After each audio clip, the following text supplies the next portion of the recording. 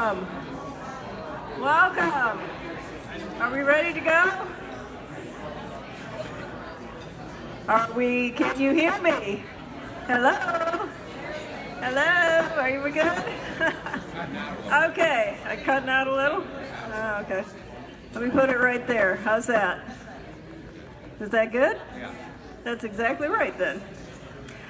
Okay, could we have your attention, please?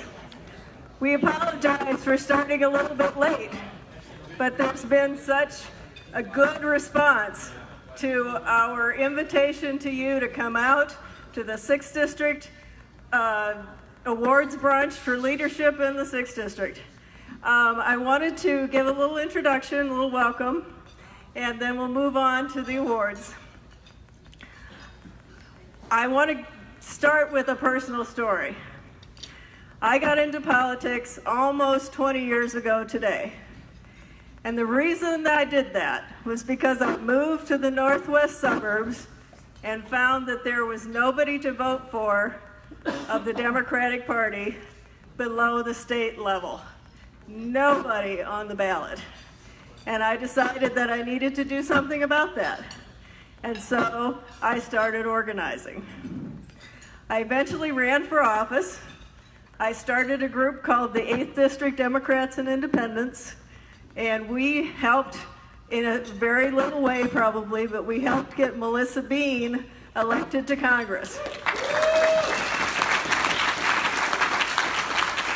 Melissa, where are you? There she is. There's Melissa. She's helping us out today. Give her another round of applause, please. That seat had formerly been held by Donald Rumsfeld and then Phil Crane. So things were bad out in the suburbs, but we showed that a good Democrat could get elected. And we've only gone upward from there.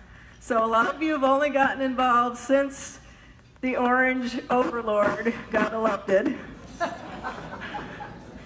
But a lot of us have been organizing for many years. So we're going to, with the 6th District, we're kicking it off really as an entity. And our goal is to elect Democrats from the top of the ballot to the bottom of the ballot. Are we here?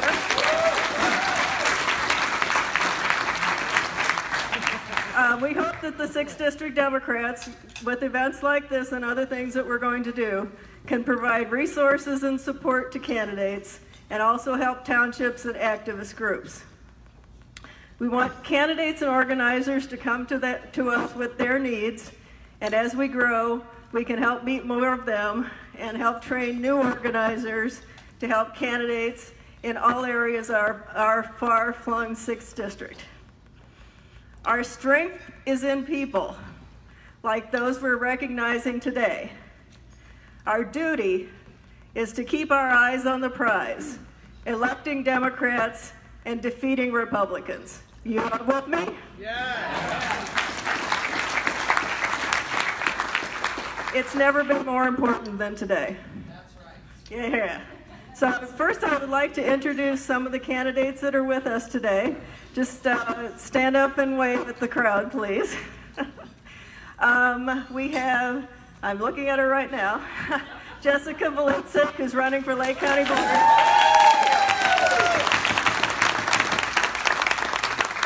Chris Kios, who's running for King County Board.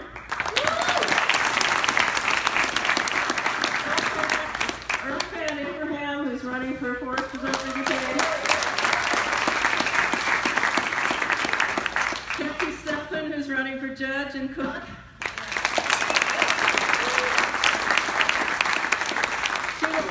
Who's running for County Board in Dupage. Nancy Carrier, is she here? Who's running for State Rep? There she is over there. Daniel Hubbard, who's running for Forest Preserve President in Dupage. Okay. And of course, Sean Casten, who's running for Congress.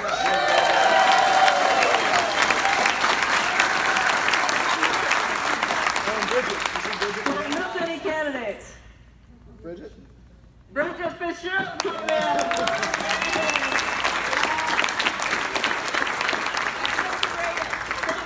Dupage. All right, and I'd also like to recognize three people who came to be with us today, who've really contributed to the rise of Democrats in the 6th District. The first one is Leslie Coolidge, who ran for Congress in 2012.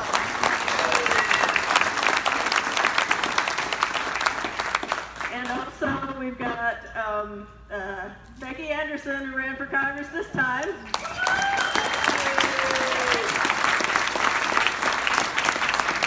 And Jennifer Zardoni, who also ran. Yeah. Thank you so much for being here, and we're going to move on to Patrick Watson now, my counterpart in crime.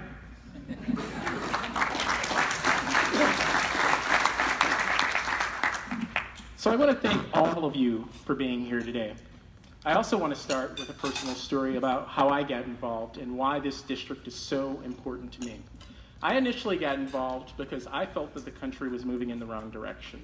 I got involved when a senator from here in Illinois was running for president. He was talking about an America where everyone had a fair opportunity to succeed. I volunteered with him, I worked on his campaign, and worked on a number of other campaigns. And it was after working on those campaigns, when I was working for a few issue-based groups, that I had my first interactions with Representative Roscom. I was advocating for comprehensive immigration reform with a number of advocacy groups. We were trying to get him to push for a floor vote on comprehensive immigration reform. Representative Roscom obviously did not meet with us, and I will say that of all the representatives within the delegation, he was by far the most rude to us. His staff refused to meet with us. He refused to answer any questions about how he would vote on the issue, and that created a passion in me. That created a passion to make sure that we were able to flip the district, and that's why I've been so actively involved in helping to flip the district, and why I want to award all of you who have helped us in that effort. Thank you.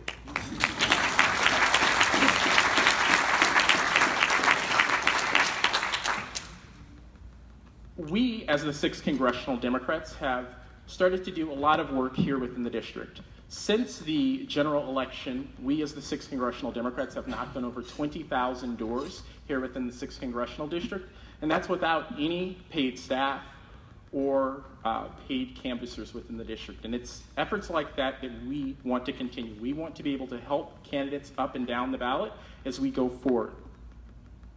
This district is a competitive district, one of the first times that it's been able to be flipped. We'll be able to flip the district from the top of the ticket with Sean Casten and J.B. Pritzker down to the bottom of the ballot with our judicial candidates and our county board candidates. But we'll only be able to do that if we all work together as a unified force.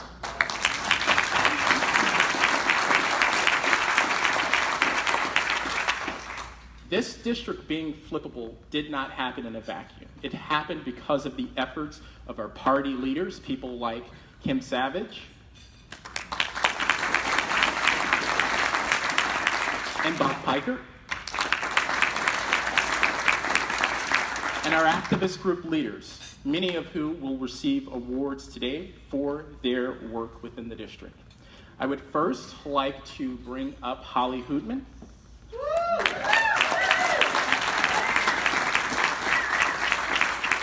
Holley Houtman is the admin of Action 6th District and the group Neighbor Gals. They are activist groups that were created in the wake of the 2016 election, and their goal is focused on holding our elected officials accountable for their actions and helping us to flip the district.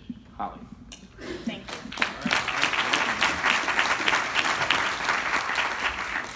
So when I told my members I was really going to be nervous about speaking today, they kind of laughed that off, and they figured out that the reason I'm a little nervous is because I'm using a microphone instead of a bullhorn. So if I get a little loud, let me know. I would like to start out by thanking Patrick Watson and Nancy Shepherdson for inviting me to speak to you today on behalf of Action 6th District Illinois, Neighbor Gals, and the amazing grassroots organizations in the 6th Congressional District.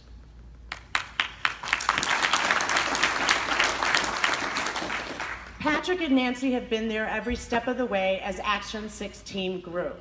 Patrick has always been a sounding board for our bold ideas, and I quote him when I say, "Go for it."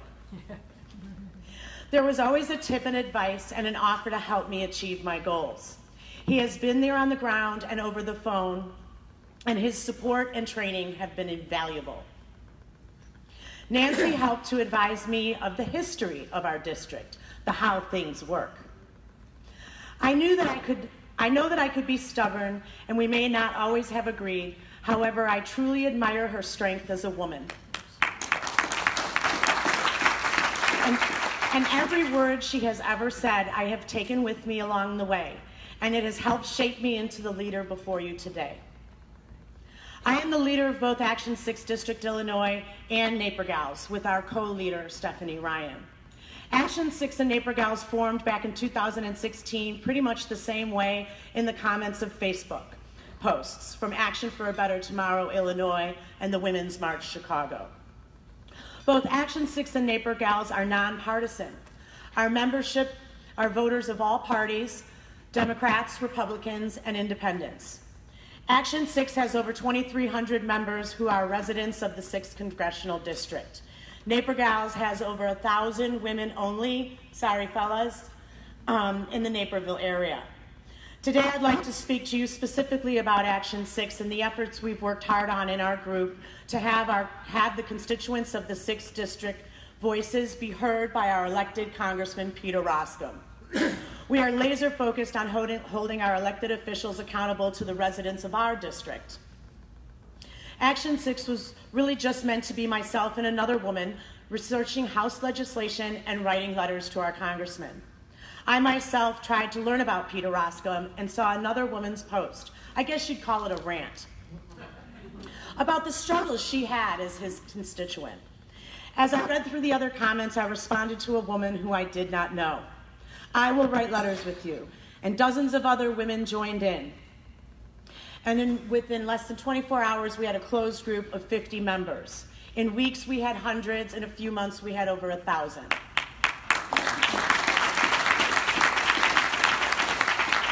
We worked together to break down complicated legislation. We inspired each other to write our congressman letters to the editor, call his office, and brainstorm our ideas. When a member posted a private invitation her husband received for a Republican event in Palatine, we began making Where's Roskam signs. And the woman who made that sign is sitting here with us today. This was our theme. None of us had ever met in person, and I hugged over 100 of our team members that day, including the woman who simply wanted to write letters, the true founder of Action 6. When people meet me for the first time and tell me what action they took because of Action 6, or they're excited to be an elected PC, they inspire me to work harder for them. Since then, we have researched hundreds of bills, made thousands of calls, and countless letters to the editor, and op-eds have been published.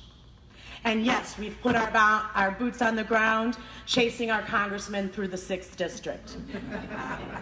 Our members have worked together and not just get along online, regardless of party, but through action demand our voices be heard and amplify each other's values, both in our community and on Peter Roskam's social media. As I always say, social media is powerful. It's free. Use it. Our team members have helped to create special projects like Be a Local Superhero, Become a PC, or Runaway Roskam Running Team. We've even helped members form a PAC. These ideas happen organically on Action 6, and its team members are here to help them lift it off the ground. It simply starts with, hey, I have an idea. I meet with them and either help them get started on their efforts, or Action 6 may take the project on. But we work together to help inform not just Action 6, but we network with other grassroots organizations in our community and support all their efforts. The Local Superhero Project basically ran the precinct committeeman numbers for both parties in 4 out of the 5 counties. The team member was able to prove that precincts who had a PC had better outcomes at the polls. We created social media posts for each county with statistical data, county party links, PC information, and of course, meme graphics. We shared this not just with our group, but many of the grassroots organizations here today and on Twitter. People commented with questions. What is a PC? Experienced PCs would chat about getting signatures, how to get elected, and help them network with the people in their county. These conversations online were with people they had trusted, and that helped them to take action. New PCs are currently networking with other PCs in our district to benefit from their experience and advice. This networking helped us in a gerrymandered district build a community and work together from Naperville all the way through Cary, Illinois. Regardless of our wild borders, we help educate one another, communicate information in a way that email simply cannot. Currently, we are reminding members it is not too late to be a local superhero. Be appointed a PC. We are currently issuing register voter information, sample ballot, early voter locations, and mail-in links for all 5 counties. This makes it easy for voters to find the information about the midterm election, share this information on their personal social media, and talk about ballots that differ across our district. Other grassroots leaders in our group simply ask for permission, and they can utilize that for their members. We also network with our neighboring groups, Action 14th District Illinois and Action 16th District Illinois. We share research and information which helps us to work smarter, relay the information to all 3 congressional districts, 4,800 team members combined. I simply tag them and they know that they can utilize this information for their groups. Action 6 affiliated with the Coalition for a Better Illinois 6, CB Illinois 6, during the primary decided to take on Postcards to Voter project. I had suggested it based on a member's request who had been writing for the Georgia special election. They sent out 42,000 postcards in the 2018 primary. Ahead of this general election, they have prepared for mail already 158,000 postcards to voters in the 6th Congressional District. That's a total of 200,000 postcards to voters in the 6th District in 218. That is more than any other single congressional district. Action 6 and Naperville helped directly with 15,000 in 2018 that our members could physically handle. Our other members signed up directly and those numbers can't be tallied. Overall, 75 grassroots groups along with individual hosts hosted over 300 postcard parties. Thousands of volunteers have contributed over 7,000 hours this year in writing postcards. CB Illinois 6 did a controlled experiment of the postcards during the primary, and the results were statistically significant. Those who received postcards were more than 1.2% more likely to vote. Voters who received more than 1 postcard were estimated at 1.6 more likely to vote. Although this number is hard to track on the benefits up and down the ballot, I believe that writing voters directly in our community has a reach that typical canvassing, phone banking, and flyers do not. These postcards can reach apartments, condos, and drop off voters, and are not simply a campaign flyer headed to the recycle bin. The personal message stands out in a voter's hand when they are receiving so much literature from both parties. This project is a cost-effective way for an organization or a campaign to help increase your percentages at the polls, with the sender covering the cost of the postage, time to write, and mail, which is the bulk of the cost. The personal nature of postcards as well, as its cost sharing, can really help to have a broader reach to your voters. Many of the regular volunteers I work with are moms with young children or people who are homebound, and this engages them in the get out the vote efforts. These can be done well in advance and held till right before the election. Anyone interested in taking on a project like this, please let me know. I'm certainly happy to help you with the details and help you get this up and running for your efforts, perhaps for the municipal elections. I also still have postcards for 2 local Dupage efforts I need to get out today, so please let me know if you want. I'll give you a packet. Just come see me. I would like to directly thank the volunteers that work privately behind the scenes of IL6th and Naper Gals. They know who they are and 100% make us the successful admin team we have become. To all the team members, words cannot express how truly thankful I am that I have found you.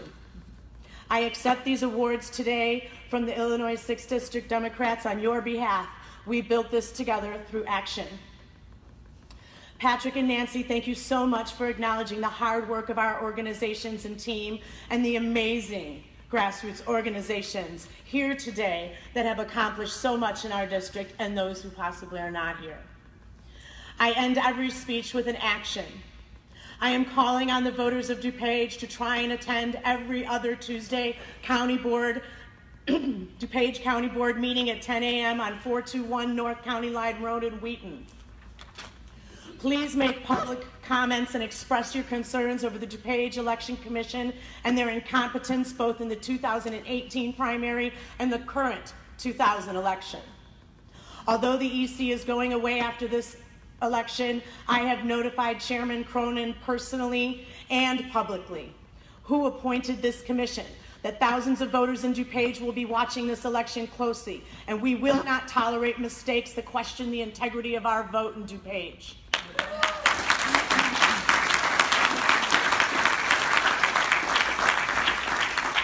You can find me on Twitter, you can find me on Facebook.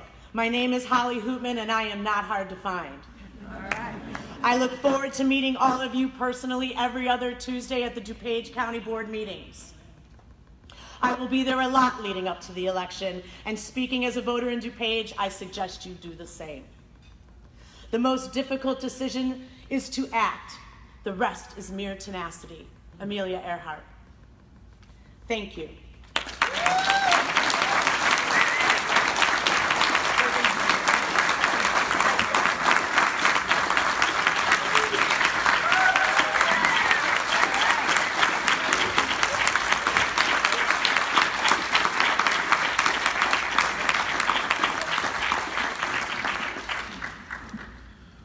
One thing people ask is, what's different about the 6th Congressional District? The difference is it's the activist groups that have been active in this district for over a year, and all of the groundwork that they have laid that has made this district possible to be a full district. So to start out the awards, we would first like to award Action 6th District the award for contributions in helping our candidates in the election. So Holley is getting one for both Action 6th District and for Naper Gals. Right. Thank you, Holley.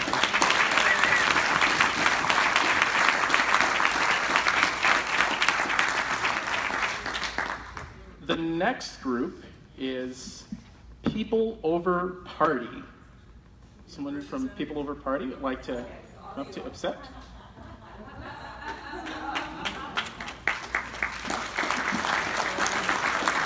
Party is a group that is located in the northwest suburban portion of our district, and they have been very active in their efforts. All right. It's a group effort. It's a group effort. So thank you. Thanks, guys. Thank you, People Over Party.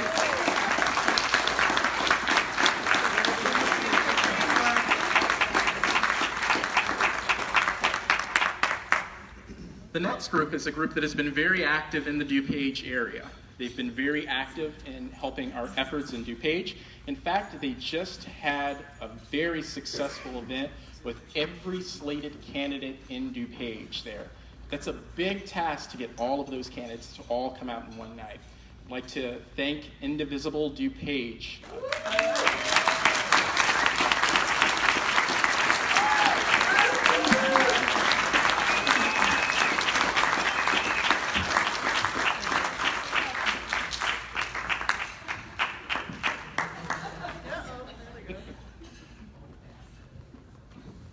The next group is another group that has been very active in the northwest suburbs. They've been very active with helping candidates directly and with postcards and a number of other efforts and demonstrations and other efforts. Brown Bag Progressives. All right.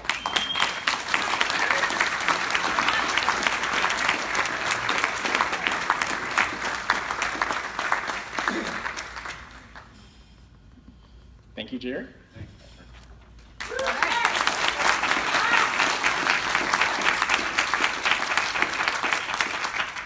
The next group is a group that has been very active in McHenry County. They've been active in the Crystal Lake area, and that is Indivisible Northwest Illinois.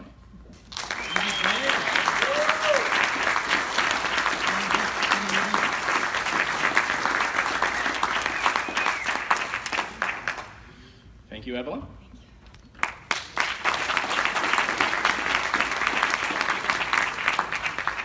And the final group is a group that has not only been active here within the 6th Congressional District, but it's been active statewide. They've been a group that's been the glue that's held a lot of groups together statewide. That is Indivisible Illinois. Thank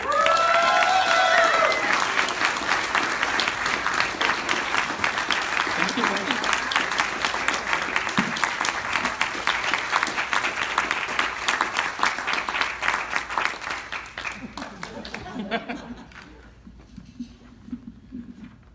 These groups are a big reason as to why the campaigns have been able to knock so many doors within the district, and they are the reason that this district is flippable. It's the grassroots power that we have set up throughout the district. And this is something that we won't just do for this election. We're going to keep this momentum going into future elections so that when we look back at a district that is completely blue from the top of the ticket to the bottom of the ticket.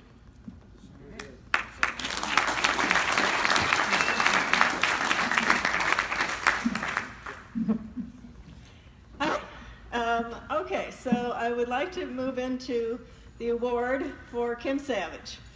Wait a minute, Kim. I want to tell a little story about Kim that shows you why I wanted to award this to her. The first time I met Kim, well, maybe a little later after the first time, she was running a canvass for Leslie Coolidge in 2012. And it was way down in Darien, I think. And it was pouring down rain. And I said, "Are we going to go out? It's pouring." And she said, "Yes, I've got ponchos." She was sending people out with ponchos in the pouring rain, and they were going.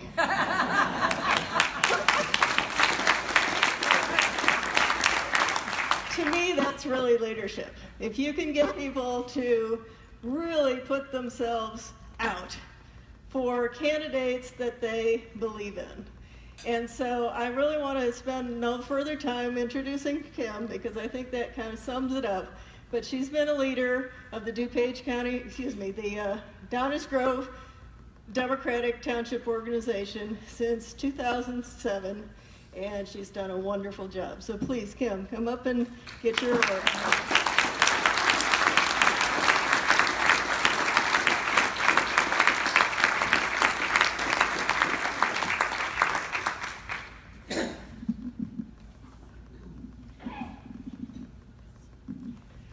Thank you, Nancy. Thank you, Patrick. And thank you, everybody. I am so honored to have this award today, but it is not about me. It's about all of the people who have been here for years and years trying to help Democrats get elected. People who didn't have the internet.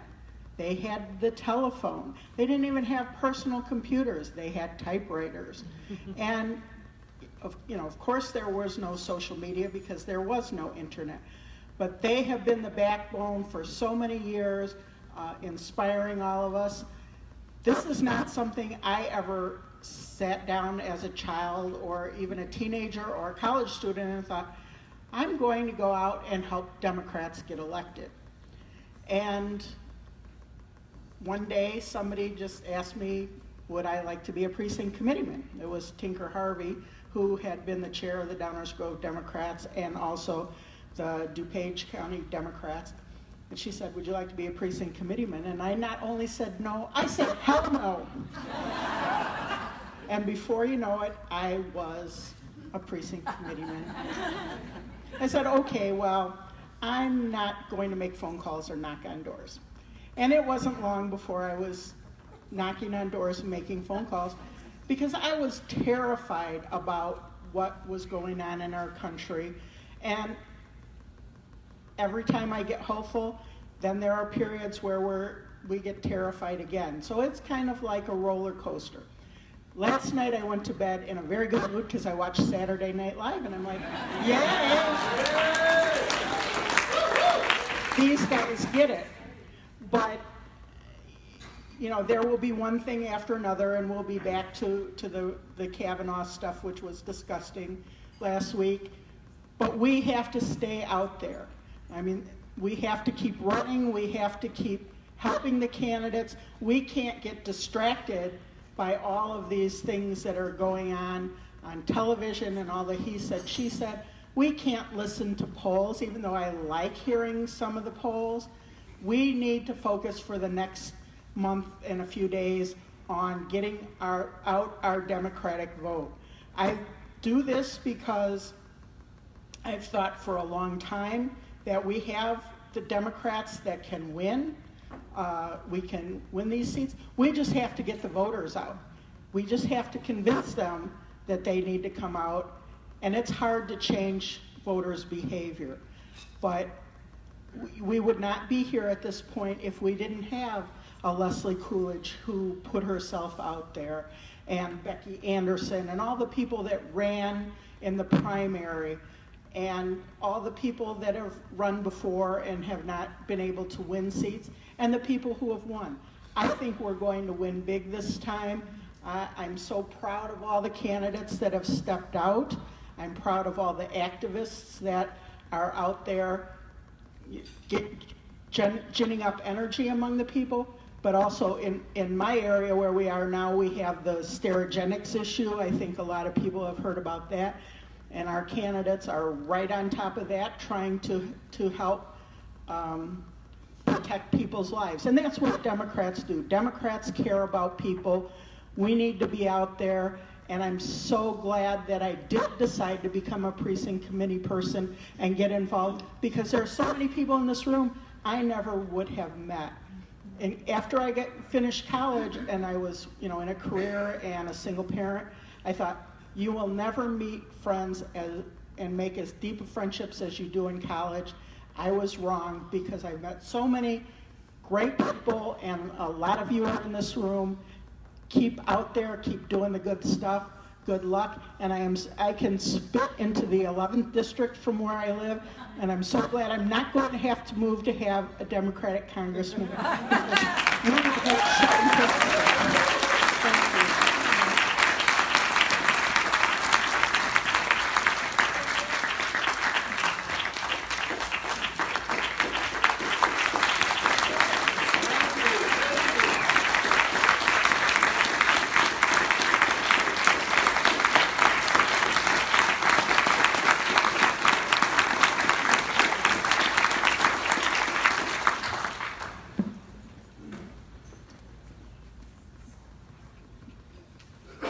The work that Kim Savage has done in the Downers Grove area and other parts of the district have been very vital. I actually met Kim Savage a number of years ago when I was a volunteer leader for the Obama campaign. She was also helping us in the efforts in the Downers Grove area, and she's been doing a fantastic job since that time. And I think that it's very important today that we understand that things that are happening in the district did not just start 1 year ago. There's been a history of everything that has happened within this district. There have been people that have been active on the ground for a number of years. Kim Savage is one of those people, and Bob Pikert is another of those people. I also met Bob a number of years ago when I was working on the Obama campaign. One of the first offices that I actually started to volunteer in as a volunteer for the Obama campaign was the Dupage Dems office in Lombard. And that's where I met Bob Pikert. Bob Pikert has been an anchor here within DuPage County for a number of years. When we, around a year or so ago, were looking at putting together a coalition of various groups within the district, and we were looking at how we could approach flipping the district and making people aware of Peter Roskam, Bob Pikert is actually one of the first people that reached out to me in the district. He reached out to me, he said, I see the good work that you're doing. I want to sit down with you and meet with you and talk with you about how I can help you in your efforts. And that's exactly what he did. He sat down with me, he talked with me, he offered up the Dupage Dems office for our canvases that we were going to be doing, our issue-based canvass over the summer. We also did canvassing out of the Downers Grove office with Kim Savage. And it's that type of leadership that has helped us in the effort that we've done. So I would like to bring up Bob Piker to speak a little bit about.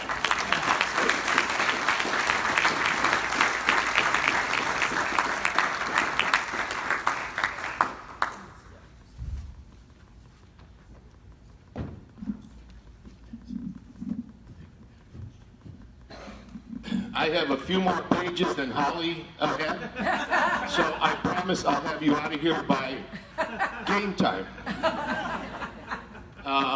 Holley she's terrific. I saw her at the last board meeting that she referred to, and boy, she scared the hell out of me. I can't imagine what she did to the Republicans.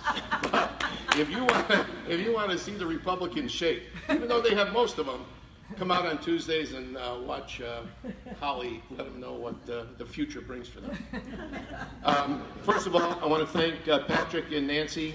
I've known Nancy quite a few years for putting this on. Normally I give out awards, so getting an award is a little bit uncomfortable, so if I'm a little shaky, that's probably why.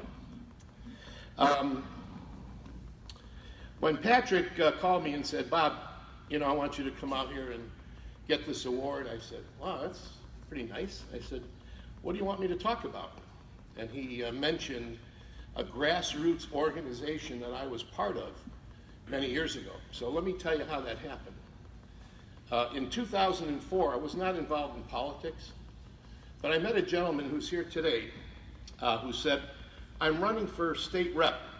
He was running against a gentleman named Lee Daniels. You probably all know about Lee Daniels, right? Former Speaker of the House. And I said, good luck. I said, how are you going to win? He says, I don't know yet. And I said, so you have a campaign manager? He said, no. I said, do you have any staff? No. Do you have any volunteers? No. So after a couple of cups of coffee, I became his campaign manager. And I said, what a challenge. So I said, okay. I said, you're probably going to get 35% of the vote. And he said, no, I want to win. I said, I want you to win too, but you're going to get 35% of the vote. So I became Karnak from Dupage because Joe got 35% of the vote. But we were not discouraged. 2 years later, Joe said, I want to do it again. And we put together a team of some very remarkable individuals, very talented. And we said, all right, we're going to go all out. It was not Lee Daniels. He stepped down. It was another gentleman. And we worked on Joe's campaign really hard. Now, keep in mind, there were no Democrats elected in Dupage on any level. I'll qualify that in a minute. No state, no Congress. Since Bill Redmond, I think it was 1981, 20-some years before Joe ran. So, needless to say, that was quite a challenge to try and get Joe elected. So the individuals that we had were some of the most talented political minds I've met. Amy Rohr, Justin Major, Dan Bailey, who's run a number of campaigns. And at the end of the election, Joe lost by fewer than 200 votes. We drank a lot that night. So after we sobered up about a week later, 13 people get together at my house. And I said, look, I don't want to do this again unless we're going to win. I said, I can't, I'm too old. I'm not like Holley and Diane and the others. But I said, if we're going to do this, we really have to, get Democrats in Dupage to the point where they know we have a chance. I even think Michael Madigan figured it out when he saw the results of Joe's election. Hey, maybe we got a chance in Dupage. And today we have, I think, 10 state senators and reps, soon to be many more. We have 3 Congress people, soon to be 5 with getting rid of Hultgren and Roscom. Yeah. We're going to be working really, really hard on our county board candidates. And with Holley's help, we're going to get a whole bunch elected. But I'll tell one quick story about Joe. We were putting together some literature, and Joe had a photo of him and Barack Obama. So I said, can you get Obama to endorse you? I don't know, it's going to be tough. I said, well, try. So Joe tried, and he was unsuccessful. So I looked at the photo and I said, let's put out a piece of literature that says, Joe Vosicki endorses Barack Obama. And that was one of our big pieces that we sent out. So we did get Joe and Obama together, but not in a way that Obama would like. But he didn't see it, so it worked out all right. So when a group of us got together at my house, we decided we're going to really go all out and try and do something in Dupage, because I lived there. When Joe ran, I was there 27 years, I think, 32 years.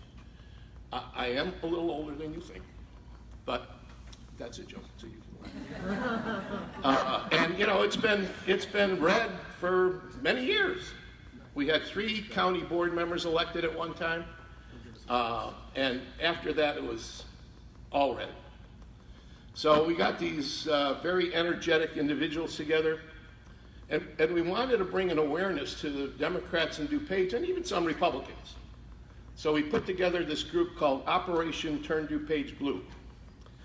And we marched in parades, we went to the villages and townships and cities, made sure we had a table at some of their events. We made phone calls, we recruited people.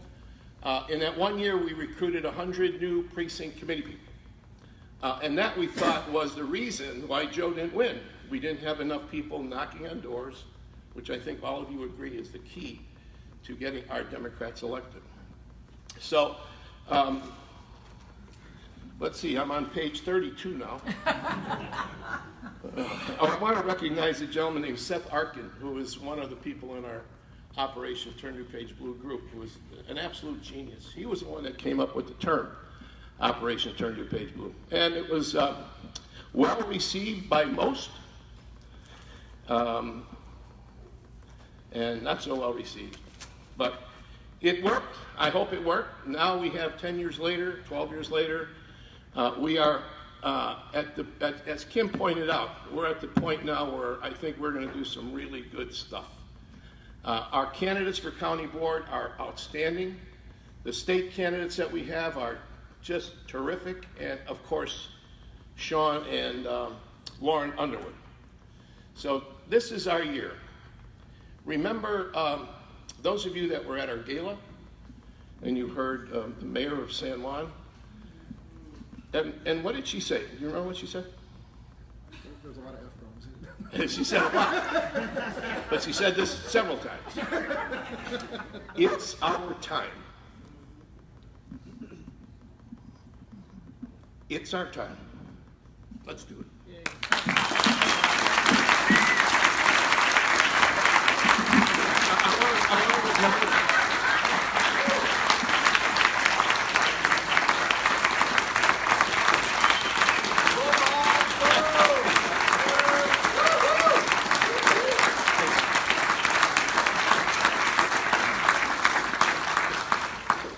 I did want to recognize somebody. She was up here getting an award for Naperville DuPage. Diane Hewitt. She had to run a canvas. That's commitment. Canvas starting. Yeah, she had to make it. Sorry. You know, Holley and Diane are 2 of the people that will be taking over this organization. Oh, wait. No. I already told Diane. That's to give. Yeah, because I'm not doing this more than another 12 years. So, anyway, I want to recognize Diane, and with all the DuPage people at the end, please come up here so we can get a photo. All right. Okay.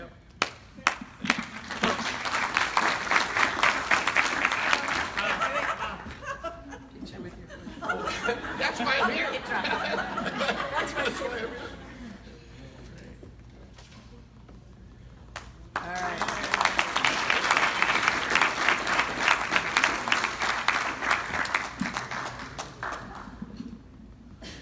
Thank you, Bob. It's the hard work that was laid before that has helped us to get to the point that we are now. Next. Thank you. Just wanted to announce that Senator Durbin is here. So and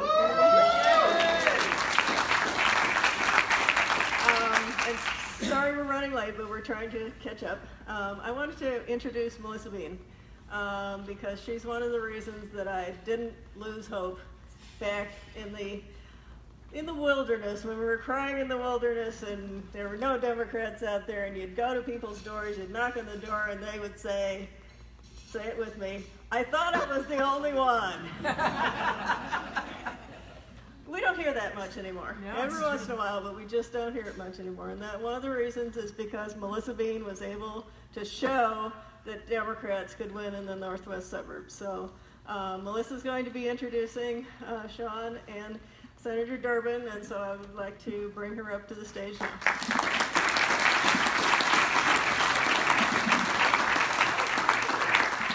Thank you, Nancy and Patrick, and to all of you for the excitement that you've got going here. Holley, your energy is contagious, and you can see people are responding. Kim, Bob, for all your hard work, because it's been a long road, as you said. And you know, you said it's our turn. I said, if not now, when, right? But as Nancy remembers, we used to walk in the northwest suburbs, and the 8th District at the time included some Cook, a lot of Lake, and a little bit of McHenry County.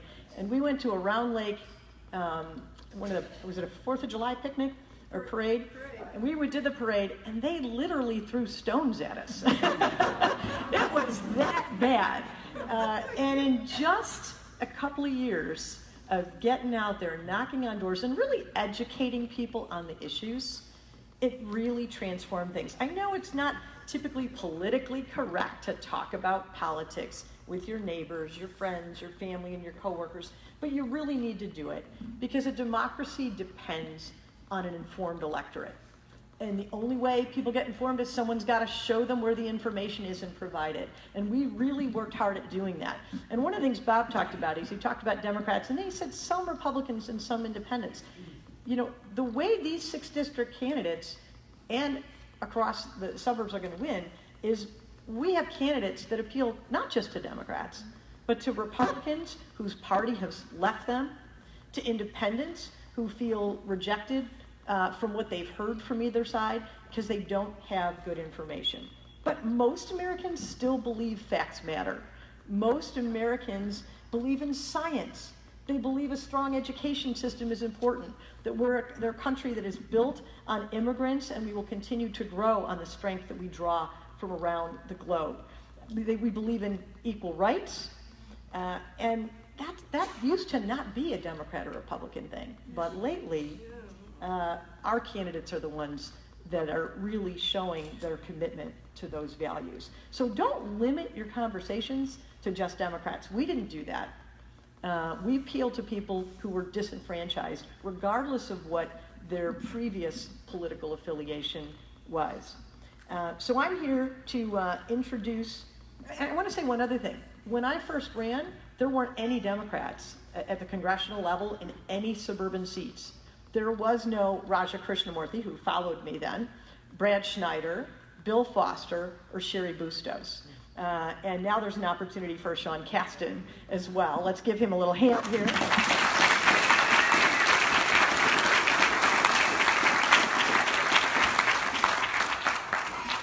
And so, you know, he's a person who comes out of the business world, as I did before I ran. And I don't think that's a bad thing. I think people can relate to people who can bring results and a performance measurement orientation to politics. There's not enough accountability to our elected officials to hold them accountable to what they really stand for and how they vote. And we're going to have someone that we can have tremendous confidence in who's going to bring that perspective. Someone who will manage our finances and our budget and put our priorities first. Put the priorities of people versus very narrow constituencies first. Invest our tax dollars where we're going to get the greatest return for everyone, not just narrow constituencies. And I really think Sean Casten's going to be that man. I think we also care very much about the environment, and he comes out of a clean energy business background, which he's going to tell you about in a little bit. I think the time is now We're all really excited. The momentum is building. So please join me in welcoming to the stage Sean Casten.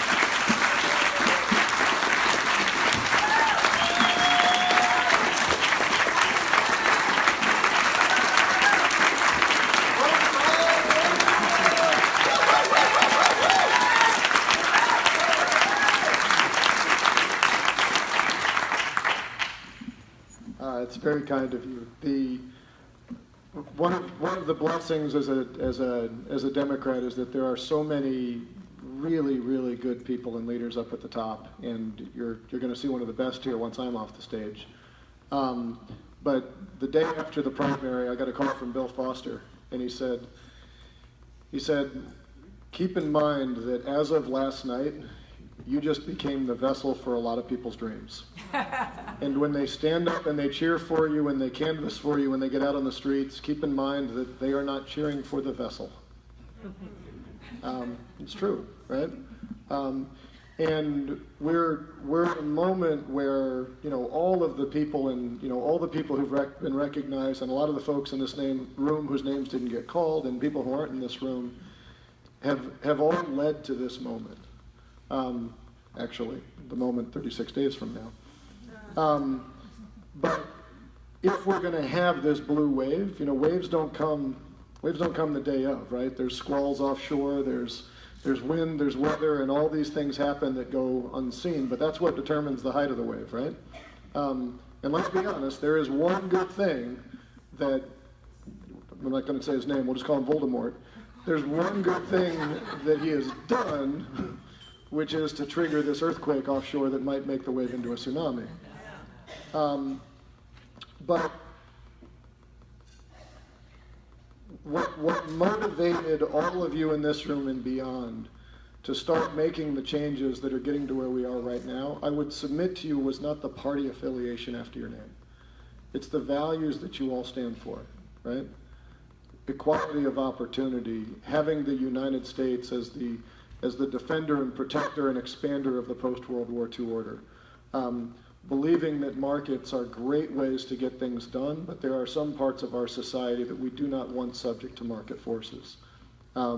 Recognizing that we made tremendous advances, and the arc of history really is bending towards justice, from marriage equality to having a black president and all those things that we took pride in not that long ago. There's some backlash. There's some people who feel threatened by that. As I heard a great comedian say recently, if you want to understand what white privilege looks like, it's Don Trump Jr., and he's pissed. But we're making progress, and it's those values that are under assault. And if you take nothing away from the court hearings this week,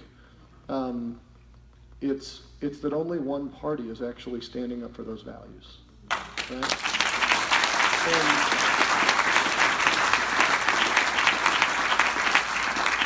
And whether or not you think that Judge Cavanaugh is well qualified, there's no question but that he has not been well vetted. And thank you to Senator Durbin for calling that out in high relief, and I'm not sure we're there yet.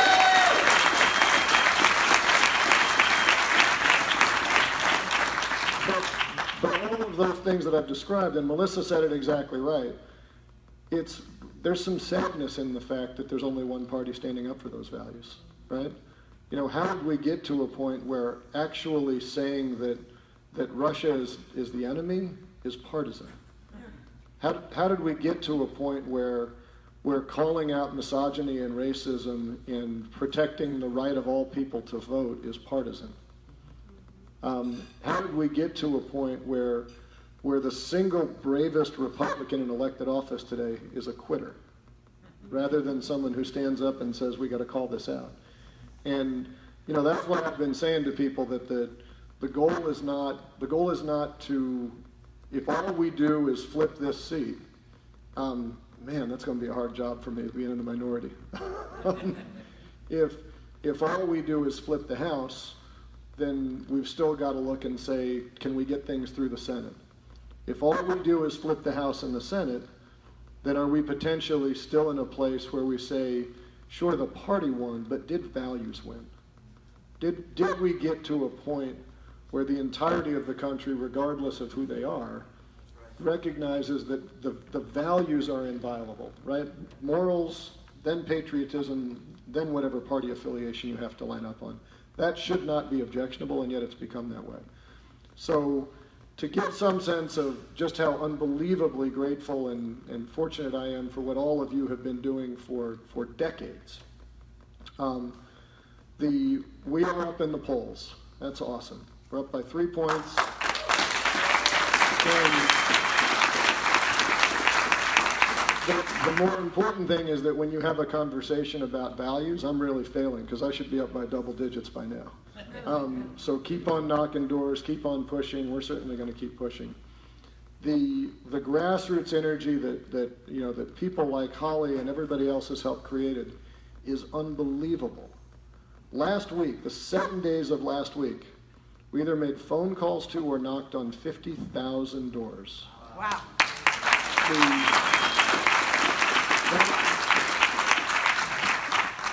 I am just the vessel.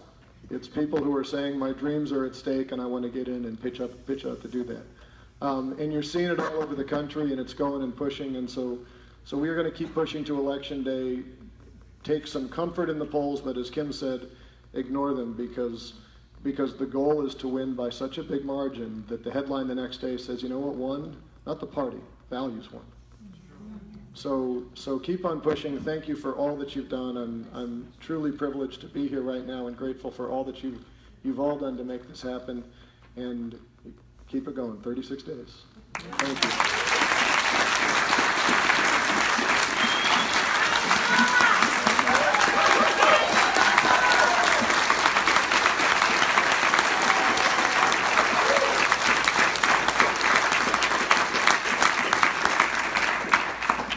I think he came in the room. I have the privilege in a minute of bringing up our senior senator, Dick Durbin, who you all know, and who we're all so proud of for his continued leadership. He's not just a leader here in Illinois. He's not even just a leader for our nation.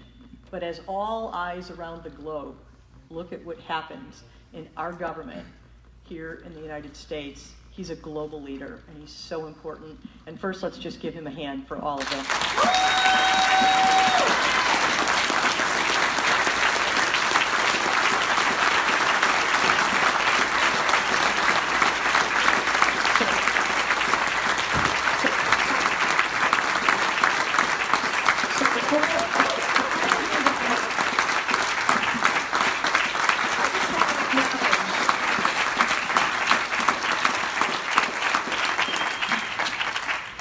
There's too many people in Washington who get applauded because they have the title congressman or senator. And you got to look underneath and say, what is their record? What have they voted for? What legislation have they authored or amended? Are they thoughtful? And really, Senator Durbin sets the bar. He wrote the legislation to take care of dreamers. He wrote legislation on mental health parity. He's written so much legislation on whether it's been education, on health care, on women's rights, on equal rights, all the things that we value so much. And so for that thoughtful leadership, let's give him another hand and welcome here. Thank you.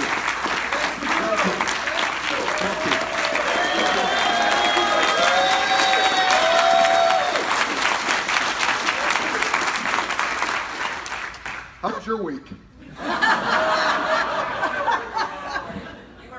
Mine was one I'll never forget. And I want to speak to that in just a moment. But before I do, let me tell you that those of us in this political life are lucky if we have role models and mentors who point us in the right direction. And I was so fortunate, as was Christina Zahorik, to have Paul Simon as my mentor in terms of politics. And Paul, over the course of a number of years, really beat into my head the basics of what he considered public service to be all about. Some of those are fairly unique and you won't run into them very often. One of them was total income and net worth disclosure in detail every year, which I've done every year I've been in politics, either as a staffer or as a candidate. Nobody else did that before Paul. Nobody else does it now that I know of. Especially the president, thank you. And it was just part of his deal. And he said, you know, people may criticize me for a vote, but I don't want them to ever think I'm voting this way because it means more money in my pocket. So I'm going to tell everybody everything. So I bought that. The second thing he always said, always return reporters' phone calls. Well, he used to be a journalist, so that was kind of what he brought from his previous life. And I've just done it. I've been with politicians who, as soon as they make a statement at a press conference, run before they answer a question. That just wasn't the Simon way. I stick around, and maybe it's not a smart thing to do sometimes, but it really is part of what I consider to be public life and public responsibility. He also had this notion about standing up for your values even when it was unpopular, whether it was the selling of the Panama Canal, whether it was the bailout of New York City. Here is this man from Illinois standing up for things that weren't popular at all, and those were the easier ones. He took on even tougher issues. Can beat into my head. But one other thing that he taught me, he didn't preach to me, but he taught me by example, was you've got to be ready to reach out and help people behind you up the ladder, to join you in public service. She'll remember the exact year, but Melissa Bean came to me and said she wanted to talk to me about the thought of running for Congress. And I said, I'm pretty busy, but I'm going to the Evanston 4th of July parade, and why don't you come out there before the parade, and we'll talk while we're waiting in line to march on the 4th of July. Well, she showed up, and then she started walking and talking with me as we went on the parade. And I said, the first thing you got to do, Melissa, you got to do something about those high heels that you're wearing. Those do not work in a parade. But she prepared herself to run, not once, but twice. Won the second time. That will not happen in this case. You're going to win the first time. But she ran twice and did an extraordinary job in an extremely challenging district. Melissa, proud of you. Proud of what you did as a member of Congress, as a woman. And the same thing is true when it comes to Sean's candidacy. I mean, when it comes to Sean and others, this is what I consider to be part of this job. If there's somebody you believe in, for goodness sake, stand up for them. Help them where you can. Do your best to campaign with them. Do your best to help them raise the resources they need for an election. And Sean, I'm going to say a few more words about you in a moment, but that is part of the Simon legacy as far as I'm concerned. That's what I think public service is all about. Now let me talk to you about this week. I've never seen anything like this week in the Senate Judiciary Committee in my entire congressional career. Nothing like this. We were in that room for, it seemed, 8 or 10 hours during the course of the day. We had literally 2 witnesses before us, Dr. Christine Ford and Judge Cavanaugh. Dr. Ford I had never seen before. I'd seen an old picture of her in sunglasses. I had never heard her speak, and she was coming into this room to testify under oath before the Senate Judiciary Committee. And we were worried because we had been told from the beginning over and over again that she was fragile. That's not my word. That was the word that was given to us by Senator Feinstein when she met with her, as well as by people who were volunteering to help her. Fragile. A fragile witness. I think, my goodness, she's going to have every camera in Washington on her and half of America watching. Turned out to be 60%, incidentally, watching. And then she included in her statement, which I read ahead of time, she was terrified. She used the word terrified about this. And you're thinking to yourself, at this moment, how is she going to do, telling this heartbreaking story about her experience when she was 15 years old? Well, I listened to her, saw her sit down at the table, and a very positive impression. I thought, she looks like a college professor. She looks like someone, a mother, a college professor, and someone that you would automatically identify that way. And then I watched for tells, and I'm lucky because I got a ringside seat being on the Senate Judiciary Committee. And a couple things came through. One of them nobody's ever mentioned, and I'll just tell you, I observed it. She said after her opening statement she wanted some caffeine, if you'll remember. And so someone brought her a cup of coffee, put it on the table. It might have been Cory Booker, who was playing the role of waiter at that time. Brought the cup of coffee and put it on the table in front of her. And I watched closely. She reached over and she took a packet of sugar, tore it open, and then poured it into the cup, and her hand was as steady as my hand is. And I thought, she's okay, she's composed, she's solid. just a little sign. I wouldn't have been surprised to see that sugar jump all over the table, but it didn't. And the other thing that came through to me over and over was the type of an answer that she gave. She didn't say yes, yes. She said correct, correct, many, many times. Maybe that's the professor in her, but it was an attempt to not to evade, not to filibuster, but to answer. And how many times, if they did word bubbles, how many times would the word helpful have come up? Over and over again, she said the word helpful. And I thought to myself later, if there's anything that symbolizes what she just went through, it was her effort to be helpful. How could I be helpful, she said, to the president and the White House? They had a list of nominees. He was on the list. If they picked someone else, then we could avoid this thing. I wanted to get to them early and let them know there was a problem with this one nominee. How could I be helpful? Helpful. And then she talked about the fact that she didn't know which way to turn as an average American citizen. What do you do if you have information like this? She did the natural thing. She sought out her congresswoman, Anna Eshoo, out in the Palo Alto area of California, and had to try twice to finally get a meeting with the congresswoman and talk it over. And you could just tell from her approach to this thing, she wasn't in it for publicity. She wasn't in it for money. She wasn't in it as part of some vast political conspiracy. She was a woman who felt that she had an important story to tell, and she was going to get it told, or at least try her best to get it told in that process. It was an amazing example, I think, of what we call citizenship, where someone thinks, as an American citizen, I have an obligation to this democracy. She was competent, she was calm, she was credible. I believe it. I believe this happened. And I respect the fact that she put herself and her family through this. And trust me, it won't end with the end of her testimony. What she said is going to be there for quite some time in terms of haunting her and her future. Then came Judge Kavanaugh. What a difference.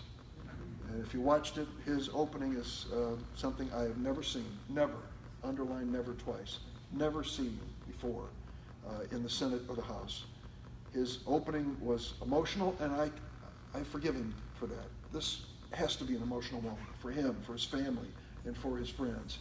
But then when he started trailing off into political conspiracies, the revenge of the Clintons, what is this about? It just boils down to, that's the kind of locker-up grace note that you'd expect coming out of the White House. And maybe they came up with that line. But to insert that in there, I thought really hurt whatever case he was trying to make to us in the process. And then he had moments there which were have been well reported and some of you observed. I sit 2 chairs away from Amy Klobuchar. Amy is a senator from the state of Minnesota. Amy is an extraordinary person. She was the prosecutor for 8 years in the Twin Cities area. And she came from that position to the United States Senate. She's as smart as they come, graduate of the University of Chicago Law School, smart as they come. And she is the hardest working person and got a great sense of humor. But there's another side to her life that she didn't discuss very much, and that is her father. Her father was a well-known person in the Twin Cities. He was the leading sports columnist in the Minneapolis newspapers, Minneapolis-St. Paul newspapers. Klobuchar, Joe, I think his first name was. He was there for decades, but during the course of that time had his battle with alcohol. He lost his driver's license a couple times with DUIs. He was suspended from the newspaper because of alcoholism. Amy didn't go into detail with me, but told me about some of the things that she'd been through growing up with a dad with that kind of a challenge. So I kind of knew that was part of who she was, an important part of who she was. And then when Judge Cavanaugh turned on her, when she was asking about alcoholism and drunkenness and so forth, and kind of challenged her, have you ever blacked out? I thought, oh my God, that really crosses a line that is really, it's terrible. And I've never seen anything quite like it, that anyone's turned on a senator like that. Something happened which you didn't see, but if you think back and look at it, I'll share with you. Immediately after he said that and her time ended, there was a demand for a recess by Judge Kavanaugh. What? We'd just gotten back. Why would he be demanding a recess? Well, in the course of these nominations, there are handlers and staff all over the room, and they are signaling one another, messages sent in and so forth, and they knew instantly after he went after Senator Klobuchar, they needed to get him off the stage and have him apologize to her, which he did. He left for 15 minutes, came back and apologized to Senator Klobuchar. So I'm sharing with you some of the high drama and emotion of what is going on. It ended in an extraordinary way when Senator Flake made his request. Before that, for 2 hours, we were in an anteroom, a tiny little room, and in the corridor of that room, we had Senator Flake and Senator Chris Coons of Delaware, who are good friends, and they were talking with one another about whether there was something that Flake could ask for relative to the FBI. 14 senators joined him, jammed into this corridor. Over here on my right elbow, Ted Cruz. Over here on my left elbow, John Cornyn. We are all smashed into this corridor, trying to see if we can come to an agreement on this with Senator Flake. And it took a long, long time. It took almost 2 hours of that kind of conversation going on. People coming in, going out, coming in, going out. He's tried to make a call to the head of the FBI, couldn't get through to him. He even made a call to Rod Rosenstein and did get through to him, and then came through with his request. And so I'll just leave it, the latest, if you're following this, and I think most of America is that we are concerned with this. We want to make sure that in this 1 week, which Jeff Flake asked for, that there be a legitimate FBI investigation, not a political investigation. We don't think the list of witnesses should come from the Democrats or from the Republicans. The list should be generated by the FBI. That's what they do. That's their job. Politicians step back, whether it's the president or whether it's his White House counsel, whatever it happens to be, or the Democrats for that matter. All I've ever said is there should be an FBI investigation. You may have noticed I asked that question of Judge Kavanaugh. And I think that's what America's looking for. Is it going to change a vote? Maybe. There's a jury of 3 out there, as best we can tell. It's Senator Flake, Senator Murkowski of Alaska, and Senator Collins of Maine. They're the ones who may ultimately decide the fate of Judge Kavanaugh. So we'll see where this leads. But the point I want to get to, and how it relates to why we're here this morning and this afternoon, is this. There's more at stake than just a seat on the Supreme Court. And it's a critical seat. It's a swing seat. It will decide issues about the rights of women. It'll decide issues about our privacy. It'll decide issues that will affect our kids, probably more than it affects us personally. But that's an important seat. But what's at stake in this election goes beyond that. What's at stake in this election is this democracy itself. This democracy itself. I'm not exaggerating when I tell you I think there are serious challenges to this democracy. People I've been in this business for a while, and people would come to me and they would say, with a lot of questions, but they're coming to me now in a different way, often. And I'll bet you, Sean, you've run into this. Someone will come up to me and say, can I talk to you privately? Sure. What is it? And they'll look me in the eye and say, are we going to be all right? Is this nation going to be all right? I mean, people have been shaken to the core about this country. And my response is credible, I believe, and I hope true. I say to them, yes, this country's going to be fine. The majority of people in this country share values. There are moderate Republicans, independents, and Democrats who probably agree on 9 out of 10 things about the core values of this country. The 30% give up on them. We lose them automatically. They're ready to march over a cliff for this president no matter what he says or does. But the 70%, the 60 or 70%, the core values are supported by a strong majority in this country. And secondly, this Constitution has been through some things. How about a civil war? How about a Great Depression? How about all the scandals that we've seen back and forth? And it endured. It wasn't perfect, it's been perfected, but it endured. But I'll have to tell you something. We can't sit back and just rest on those two things, that we share these values and that we have a great Constitution. We got to get up and do something. You know the one thing this Constitution gives us? It guarantees us as citizens every 2 years we get our voice. You've been sitting there, you've been watching Morning Joe, then you turned on Fox and you cussed him, and then you waited to hear Rachel's voice before you went to sleep, and you said to yourself, what are we going to do? Well, this is it, friends. My friends, this is it. November 6th is what we can do under this Constitution. This is when we finally get our say. He can tweet all he wants, but you get to vote. And when you vote and people like you vote, it can make a difference in the course of the history of this country. And that's why I'm here today.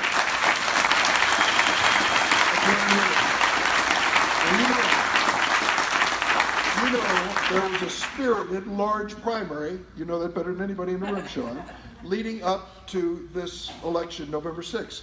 Very talented people running for this office. It was an embarrassment of riches when it came to good candidates in this congressional district. I think we all share that. Sean Casten emerged as the winner, and I called him the next day and said, we're going to do this together. We met and we started planning how we would do it together.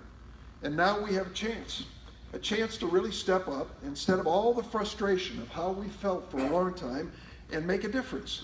What a difference it will be in America if we have a House of Representatives with a Democratic majority. Can you imagine what that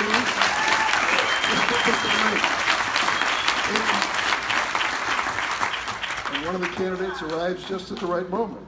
And welcome. And secondly, we also have our fingers crossed, and we're praying night and day about a Senate majority. What a difference that would make to make sure it happens. So I got to tell you is I'm about to give you the greatest cliche in the closing days for the election that's been used over and over again. We need you, not only to vote, but to do something.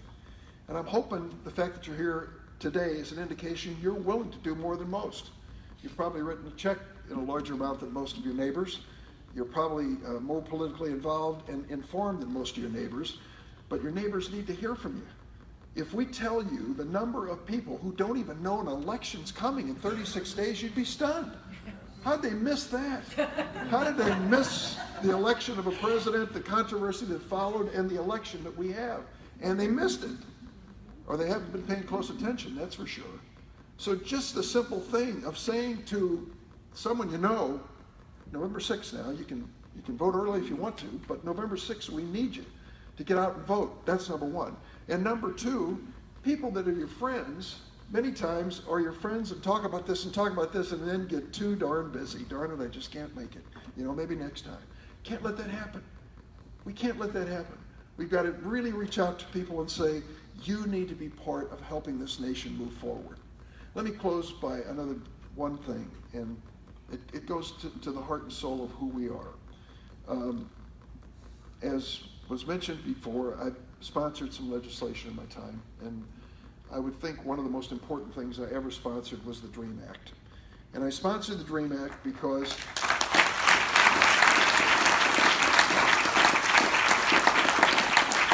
I got a phone call about she was 18 now, 18-year-old graduate of Lane Tech, whose name was Teresa Lee.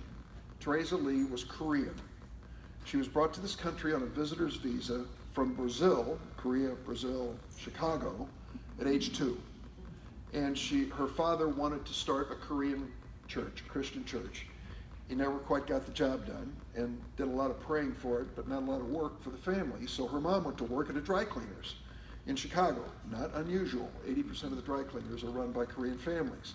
And she worked hard, and her little girl was a pretty smart little girl, and she was picked up and made part of something called the Merit Music Program, which is a program that gives training in musical instruments and musical instruments, access to them, to the students in public schools.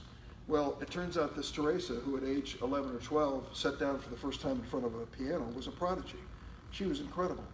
And as a result, moved up through the program, and finally her teacher said, you've got to apply to Juilliard School of Music and the Manhattan Conservatory of Music. You are that good.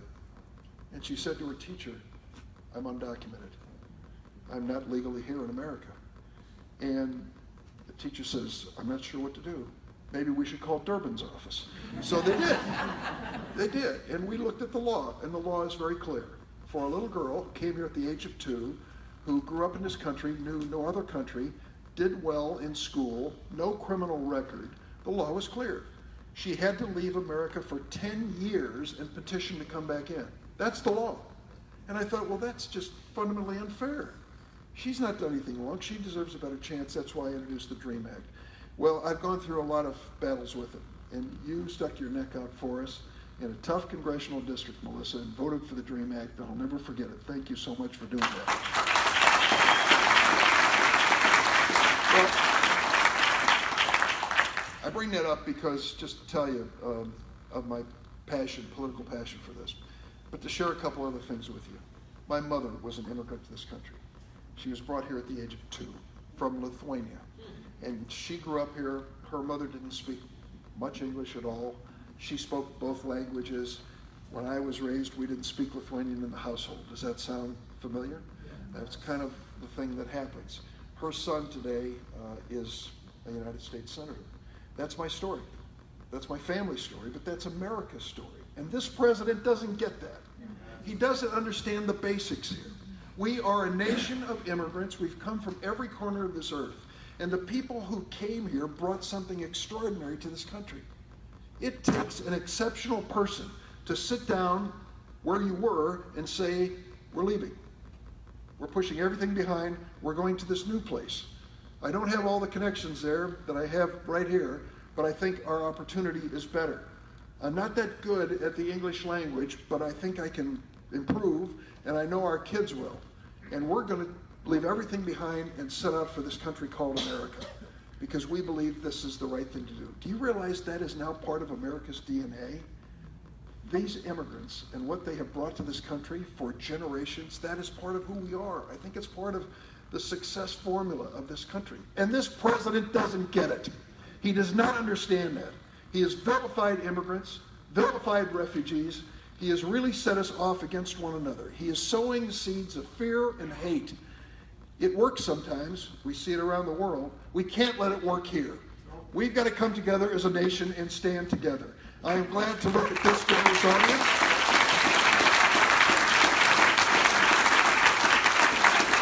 And fundamental to November 6th is to get this right. Get America back on track for the values that are important to us and values that we share.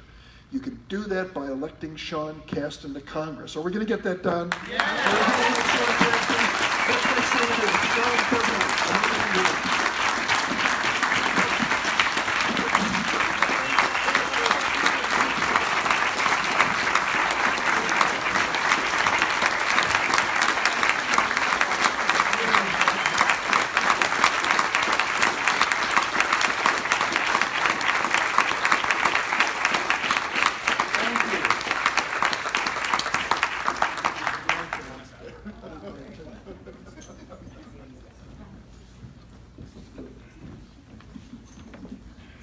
I'm just going to mention Matt Flam.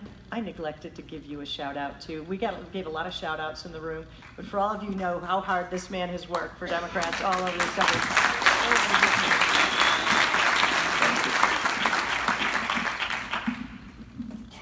Thank you, Senator Durbin. Thank you, Sean Casten. We are stronger if we work together. We have a chance this cycle. If we work together, we will be able to achieve victory on November the 6th. We want to close things off by, Are you fired up and ready to go? Today is the Fired up, ready to go. Ready to go. Ready to go. Fired up. Ready to go. Fired up. Ready to go. Fired up. Ready to go.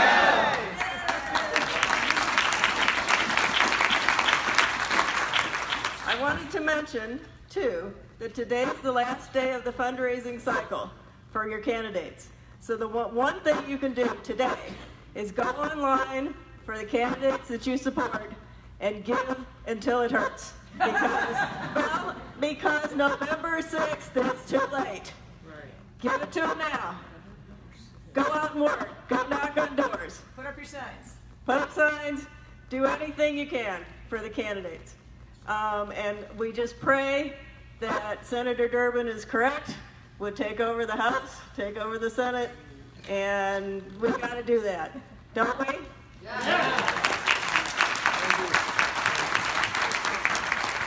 One last piece of business, we did hit you up for a raffle, so